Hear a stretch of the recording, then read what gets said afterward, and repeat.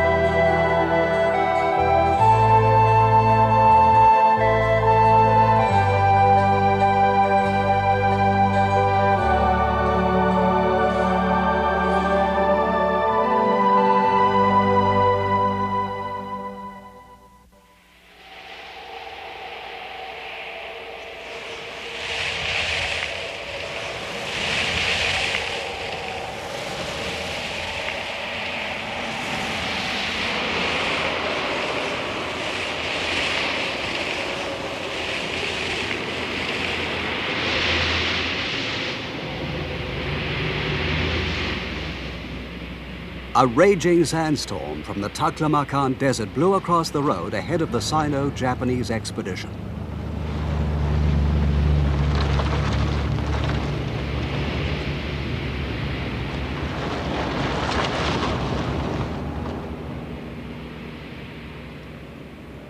After we had left Lo Lan, we set out in a southwesterly direction along the southern route to the Western lands. This is one of the oldest parts of the Silk Road, and it was once very prosperous.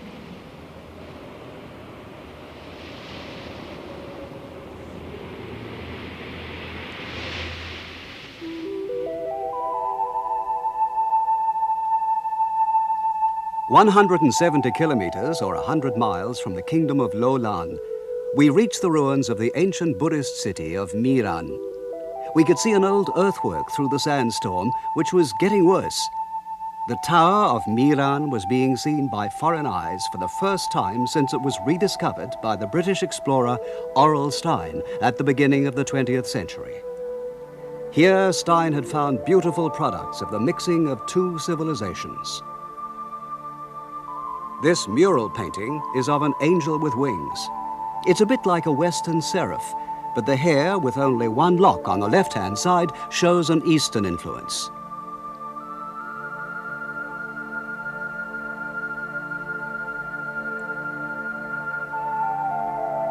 Here, the big nose and thick hair makes the picture look like an image of Jesus Christ, but it's actually Shakyamuni, the historical Buddha. Hellenistic and Buddhist cultures were combined here to produce a strange, new kind of beauty.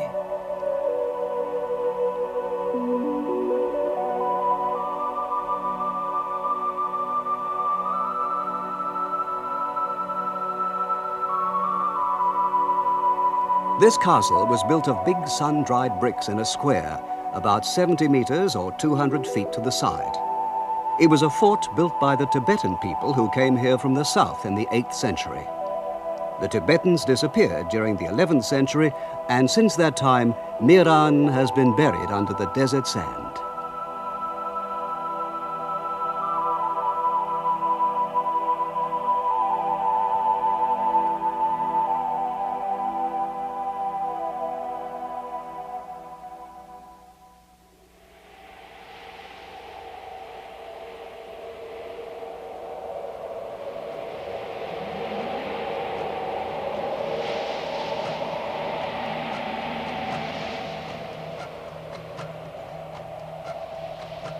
However, they still sing an old song called Kala Bran, the song of the Black Storm. It tells how the sandstorms buried the city that was once their home.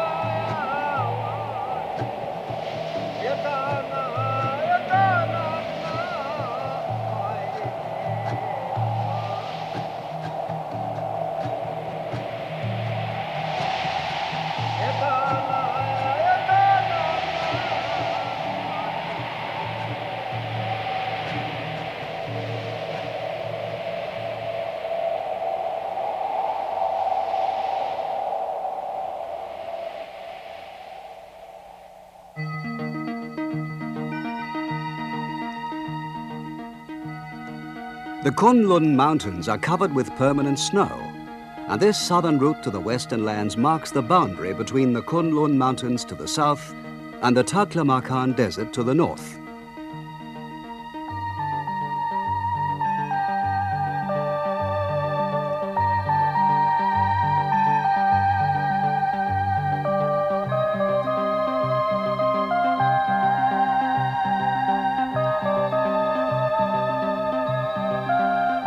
In the last part of the 19th century and at the beginning of the 20th, many expeditions from all parts of the world came here.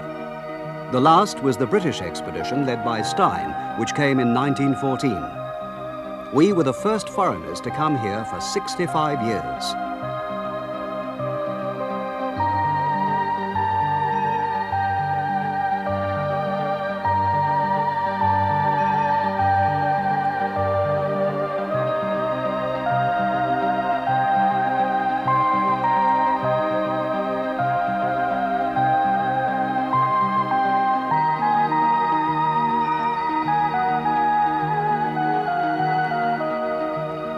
400 kilometers or 240 miles west of Miran is the Jiuechan River, which has its source in the melting snows of the Kunlun Mountains. And on the west bank of the river lies the oasis town of Jiuechan.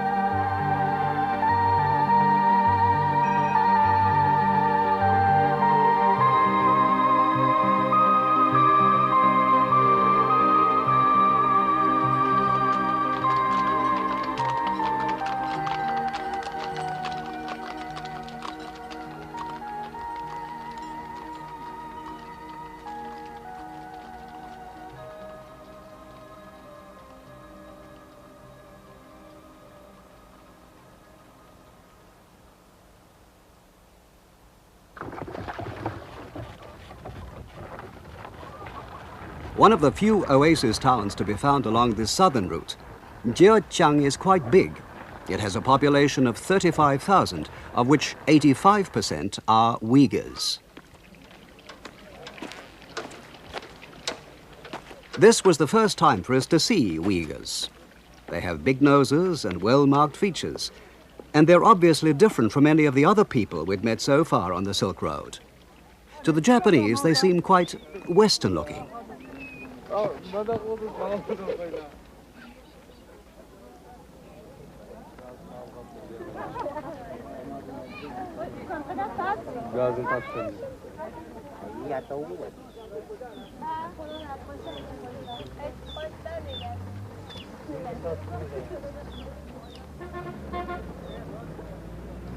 This is the main street of Jiuchang town, with all sorts of stalls on either side. The Uyghurs, who are of Turkic stock, first came to this area in the 9th century.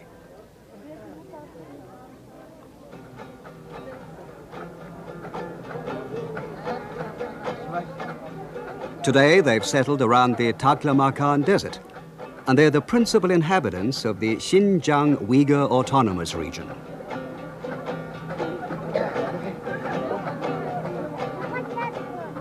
They're a cheerful folk who have their own kind of music, their own language, and even their own script.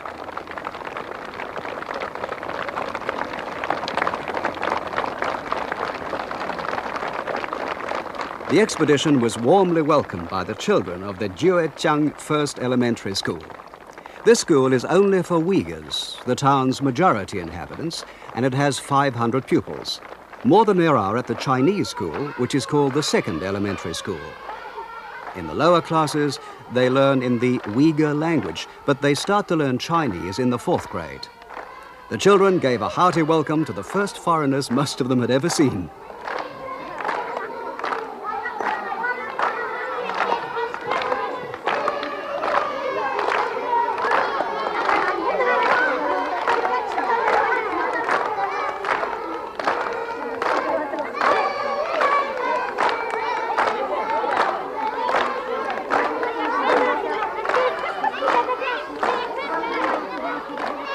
Uyghur people are very fond of singing and dancing.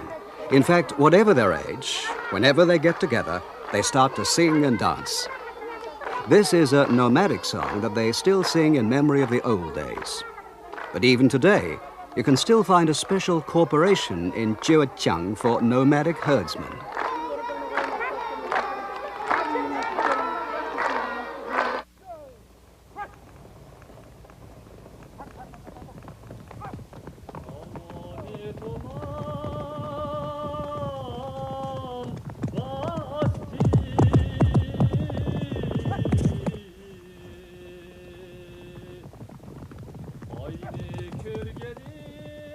The oasis is fed by the Jiuchang River. After the revolution, new irrigation canals were built, increasing the amount of arable land.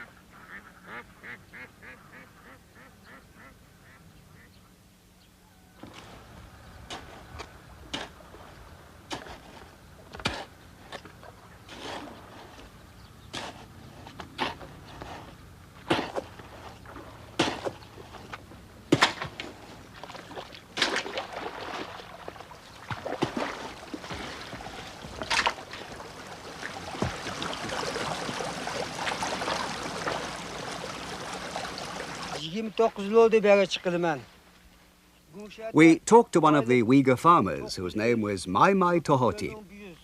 Yes, this is a good place to live. There's plenty of water and farmland, and the harvests are good. You can grow almost anything here: wheat, corn, oats, grapes, peaches, oranges, watermelons, pears. Ziyet binasında şunda terip maylık bıçak. Bıçakın ba? Zağun. Zağun. Hem işte terip binası da binası pas cidimizin ba tahe. Cida. Öksel. Oh. Öksel.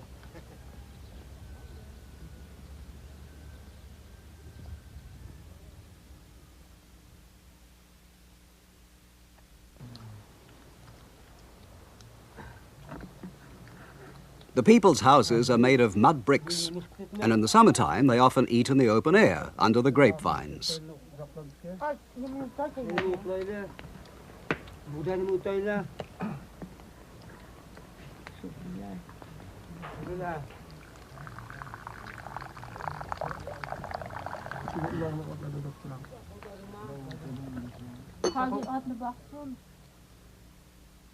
There are 11 people in the family, including the eldest son and his children. Altogether, there are 5 adult workers, and their salary is 1,300 yuan per year. But they also sell the grapes and vegetables they grow, so their total income comes to 2,700 yuan, about 1,720 US dollars a year.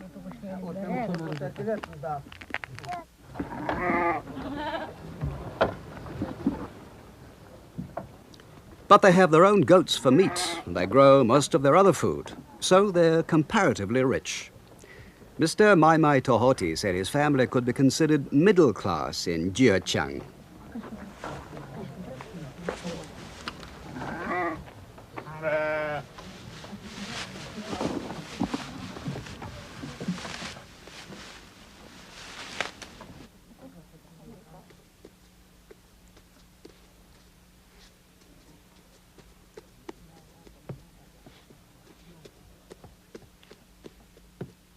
The staple food of the Uyghurs is a kind of bread called nang.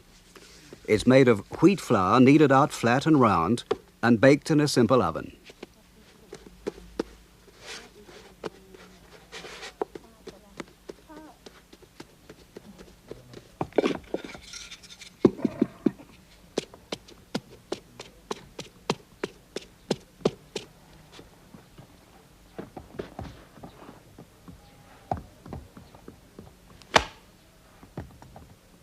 Five or six neighbours get together and chat as they bake a week's supply of naan, several hundred flat cakes. They needn't worry it'll go mouldy. It's quite dry when it's baked, and the relative humidity never rises above 40%.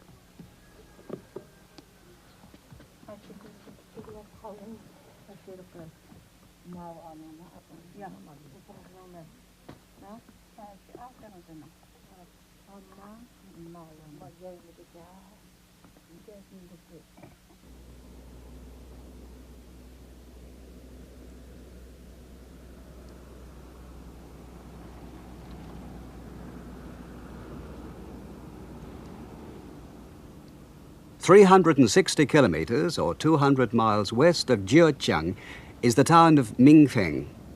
Using this town as a base, the expedition set out to find the ruins of Nia.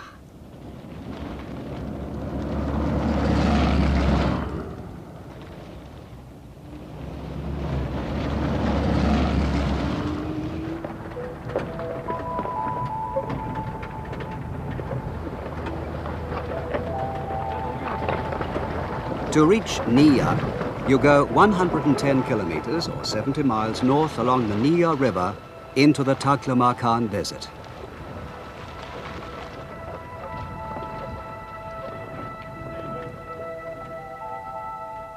In the Uyghur language, Taklamakan means the place from which nothing living returns. But we none of us expected the great difficulties we found here. Here there was a wood of dead willow trees that seemed like a graveyard.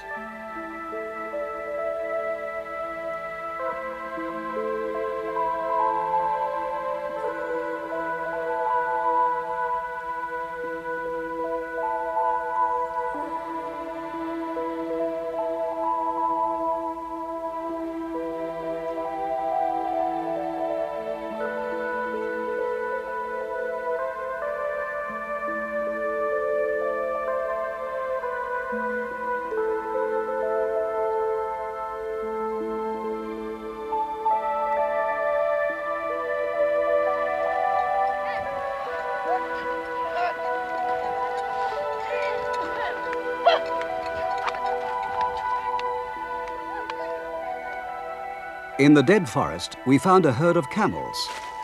Now we're in the desert, the roads became much rougher, and we could no longer use the low-slung jeeps.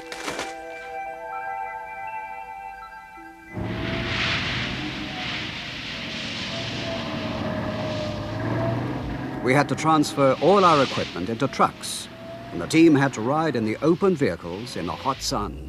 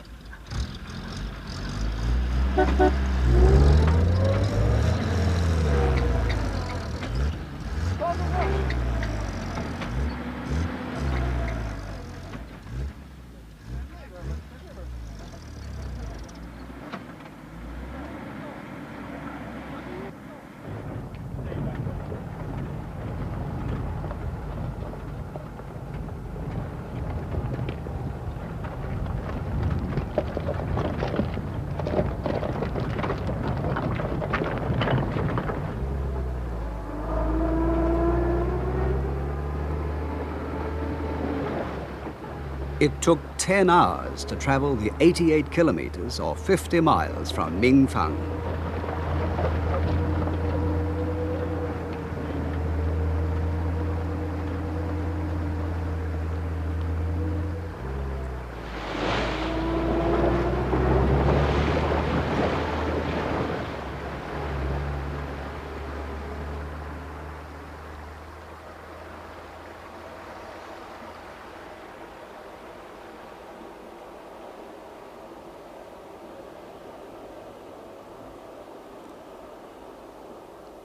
We divided the journey into 2 stages.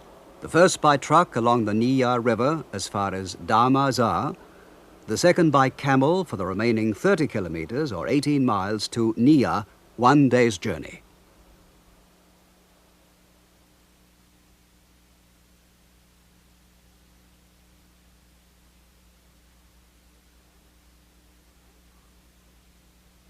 The landmark we were making for was a giant stupa, the remains of a Buddhist pagoda in the middle of the ruins. We planned to explore the ruins from this tower for a couple of days and to return to Damazar on the morning of the 5th day. We set up camp in the middle of the desert. The caravan was made up of 58 camels and 29 people, including 10 from the expedition, a doctor, wireless operator, and a local guide. We were carrying more than 4 tons of provisions with us, of which more than half, 2.5 tons in fact, was water. We brought as few cameras and as little food and equipment as possible.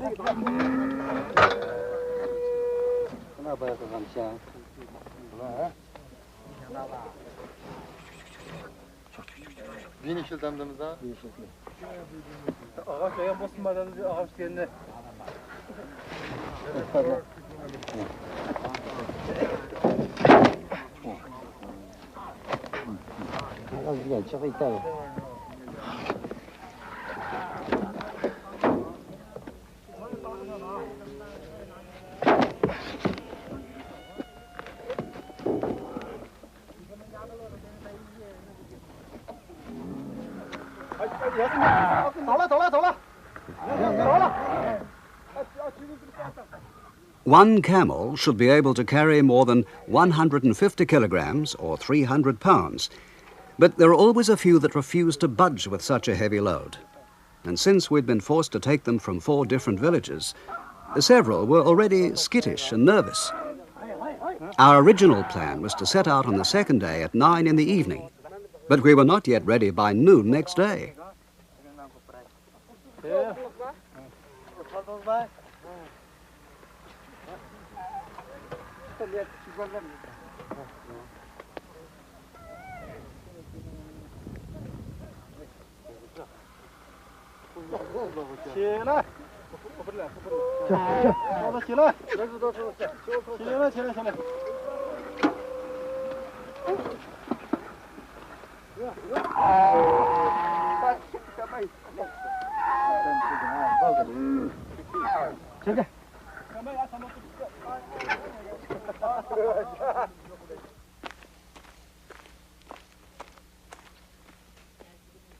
We unexpectedly met a very old man who told us he had guided Stein to the Nia ruins in 1906, more than 70 years ago.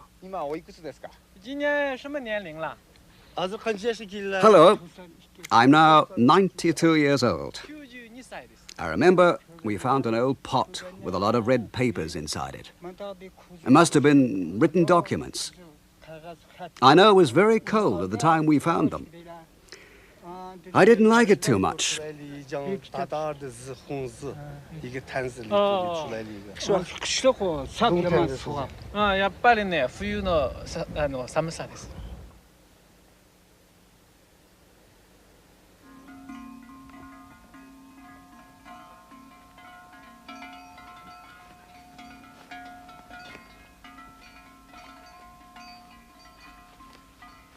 After another 5 hours delay, we finally set out from Dar Mazar. Here, the Nia River now disappears into the sand, although in the past it used to flow all the way to the ruins. They're actually quite close, if only you could travel directly towards them. But an old riverbed lies that way, a deep sandy valley with dead trees across it. That sort of terrain is too tiring for camels.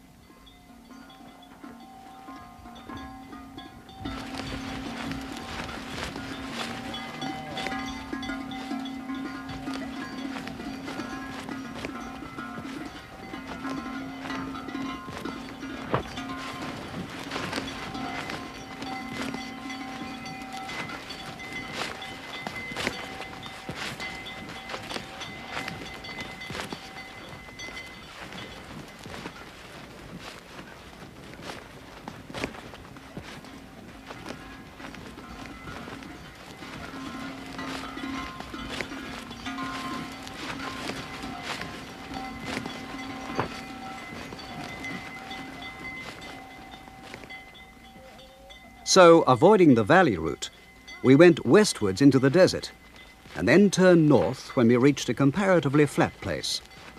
It was very hot. The air temperature was more than 33 degrees Celsius or 90 degrees Fahrenheit, and the ground temperature was over 50 degrees Celsius, 120 degrees Fahrenheit. If we could find the Nia ruins, we should be the first foreigners to see them for about 70 years.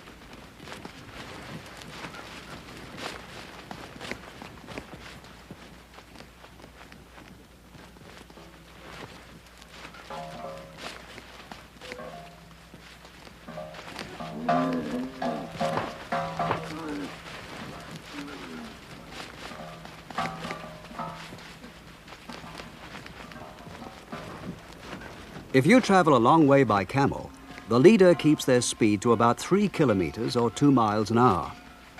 On the day we started out late, we only had about 5 kilometers or 3 miles to go to the ruins when the sun set.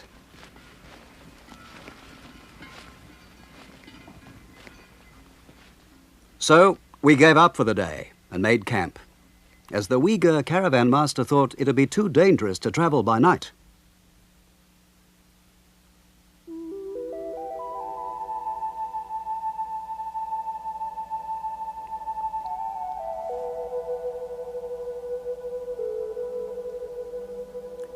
The next morning, we started out at 9 o'clock because we thought it'd be only an hour or so before we got to the ruins.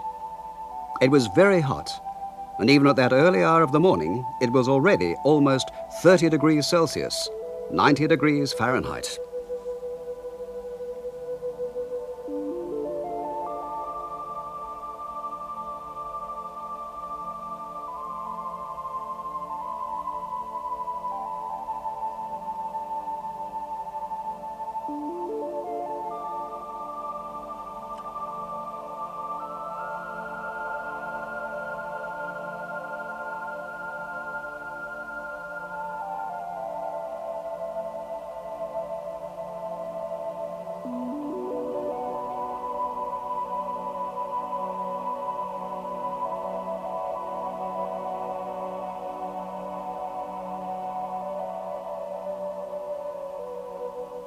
However, after an hour, there was no sign of the ruins, nor could we see anything by noon.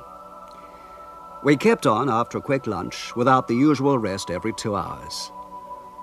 Our canteens, which we were sharing out by the cupful, were quickly running dry. Still, we could see nothing but the empty desert. Now we've been traveling for 9 hours and there was still nothing but empty desert. The temperature was more than 40 degrees Celsius, 100 degrees Fahrenheit. And we no longer had any idea where we were. We were lost and very tired.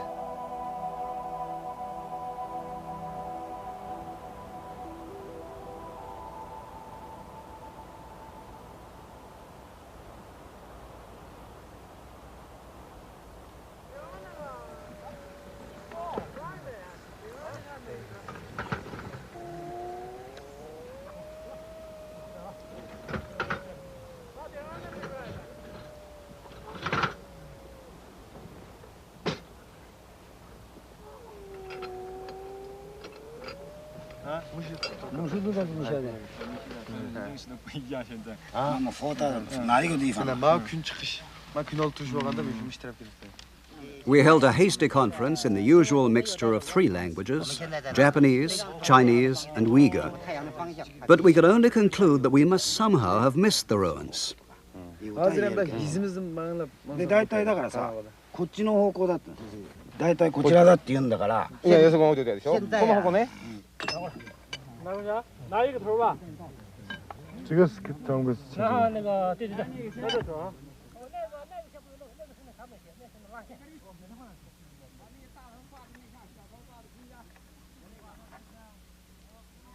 Night fell before we could establish our position.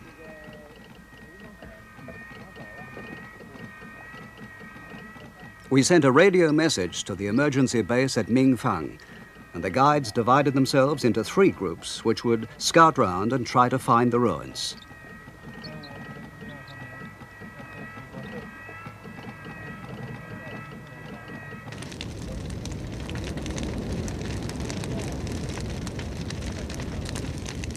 That night we kept a fire burning to mark our position, so that the patrols could find us again. It was rather a frightening time.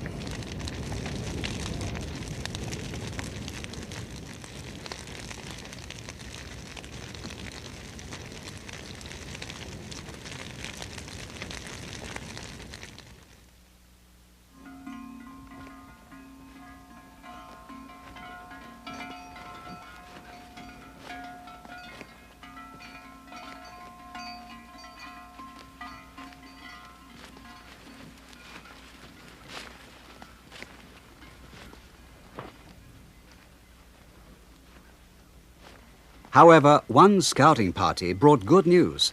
We'd passed north of the ruins without knowing it. Moving in a southwesterly direction, they had soon found Nia.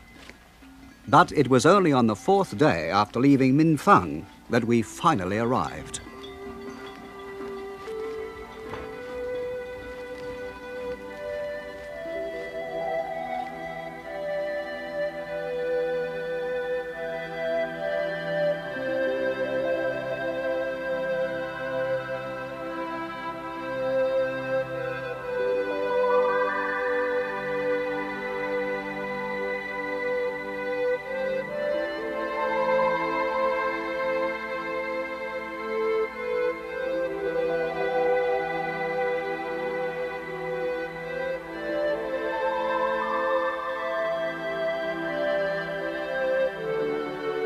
The stupa, or Buddhist tower, was 6 meters high or 18 feet, built of sun-dried bricks, and showed evidence of having been plundered by robbers.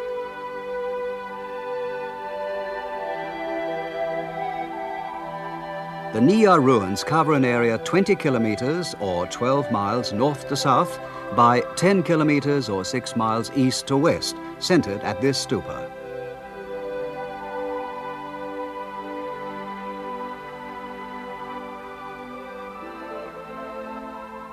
We had already wasted a whole day, so the cameramen concentrated on 4 groups of ruins nearest the stupa. We made a start at one of these that lay about 1.5 kilometers or a mile northwest of the stupa. There were large wooden frames that looked like the remains of enormous rooms.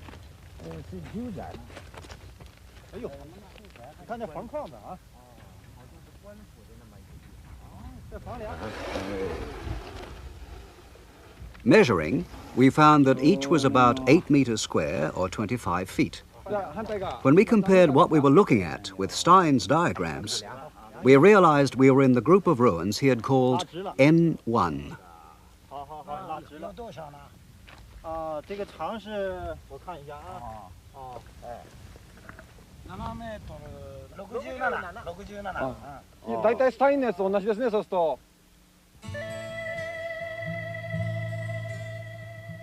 About 1 kilometer or half a mile further northwest was another group Stein called N2.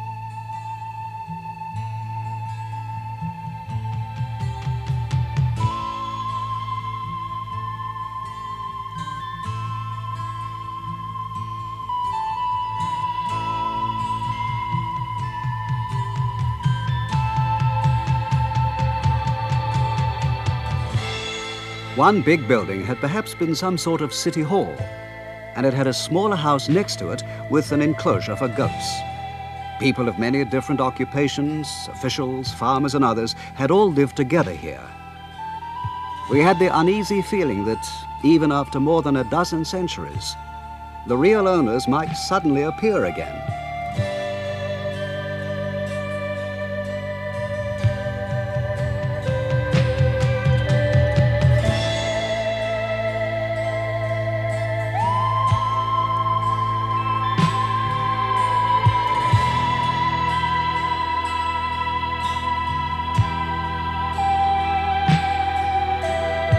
Beginning with Stein, explorers from many parts of the world have excavated here to try to find out more about the lives of the people of Nia. This beautiful chair is carved with designs typical of the Western land style.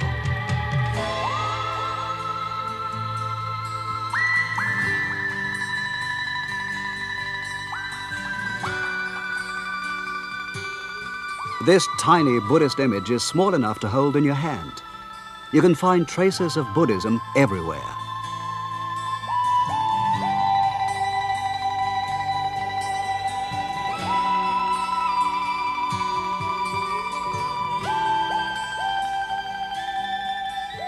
Documents found here, in an ancient Indian language written in Kharoshthi characters, have thrown some light on the old kingdom of Lo Lan. The king, who was really a sort of emperor, was the ultimate ruler whose representatives could be found at many of the oases of the kingdom.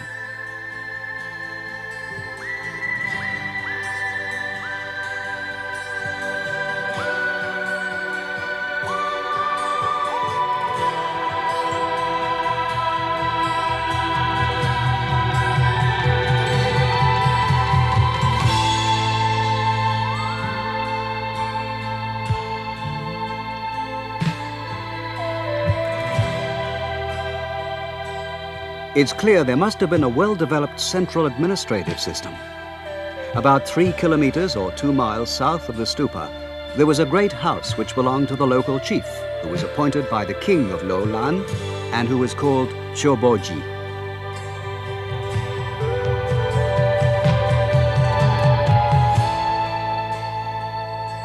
The Choboji must have been a very busy man.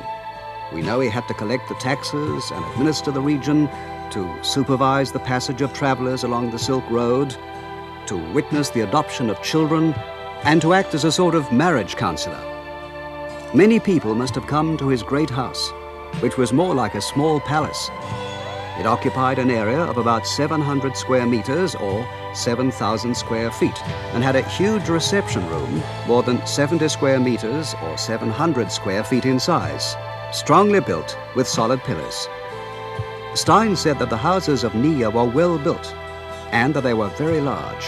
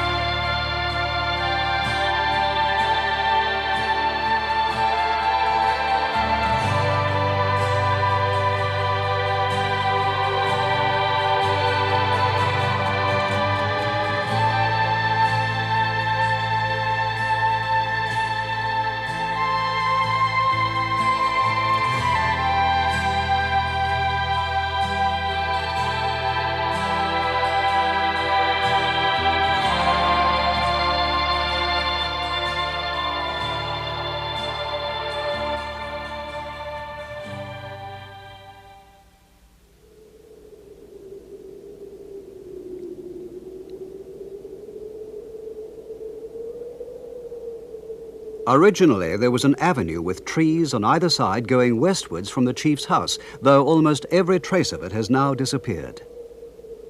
Near the stupa, we found bones, whitened by years of exposure. Beneath these vast ruins, many secrets must still lie buried.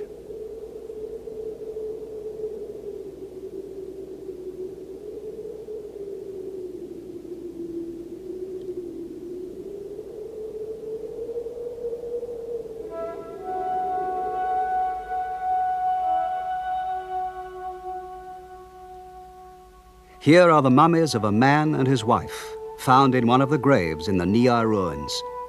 Apparently, the woman committed suicide when her husband died, a ritual the Indians call sati.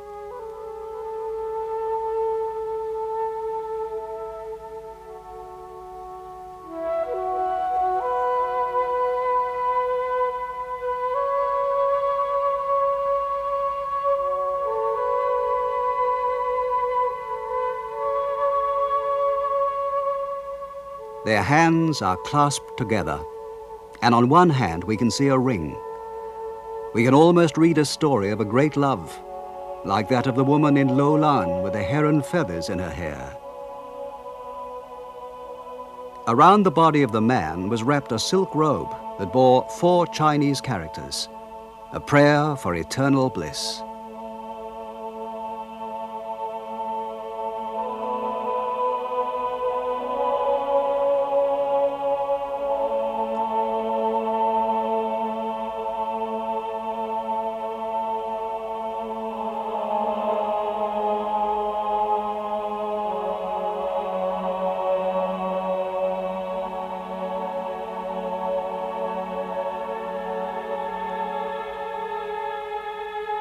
These people were of some Western race, for they had big noses, unlike most Eastern people. But in their lives, they only knew Chinese culture. Their pillow is in the shape of a pheasant, a common good luck symbol among the Chinese.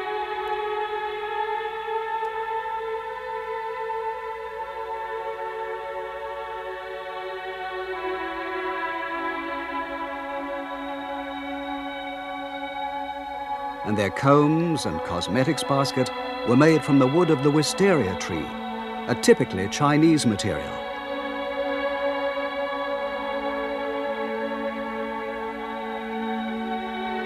But many of the objects found here were more typical of the Western lands, the Silk Road culture that was a mixture of East and West.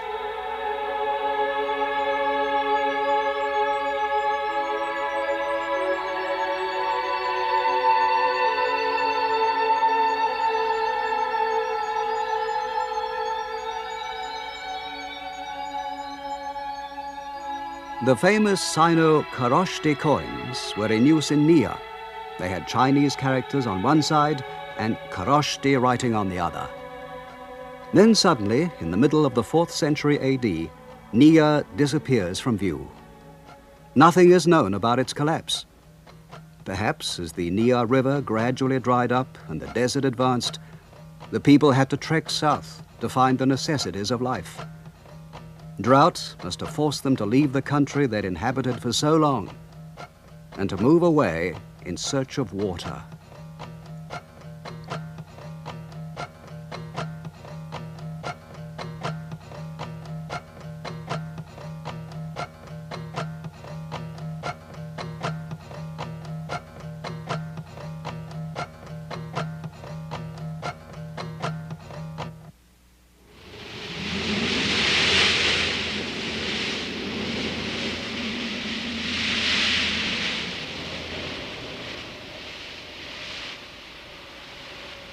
On the evening of the 2nd day at the ruins, the weather suddenly changed. It started with a few tiny whirlwinds, and then the wind rose and made the sand dance.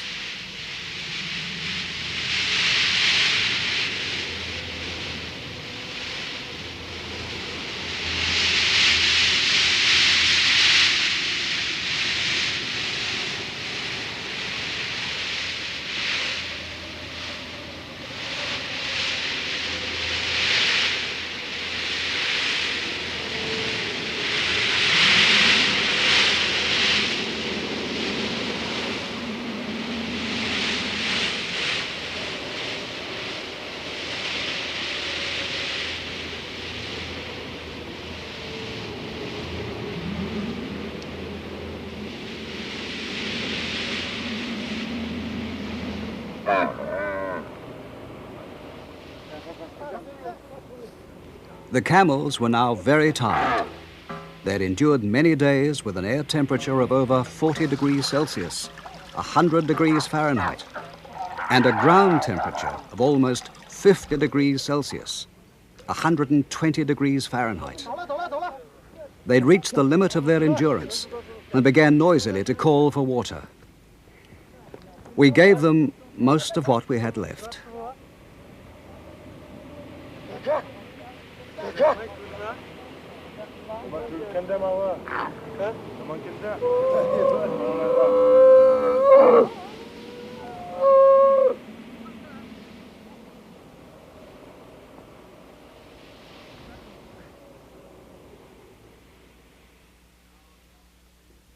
Now the long stay in the desert had exhausted us too. So we changed our plans.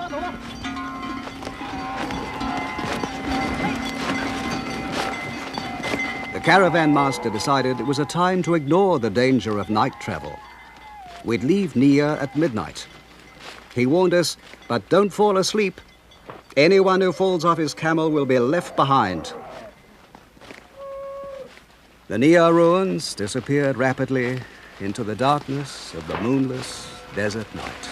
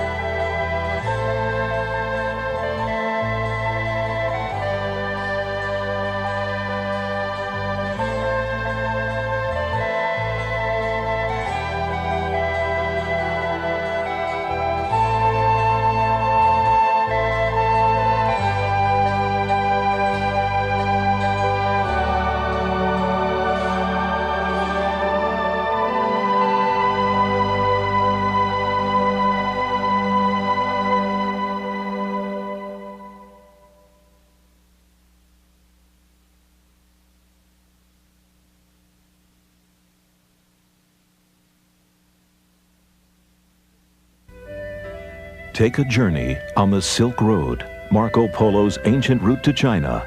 Produced at a cost of $50 million and requiring over 10 years to produce, the Silk Road video collection is comprised of separate adventures linking ancient and modern-day Asia.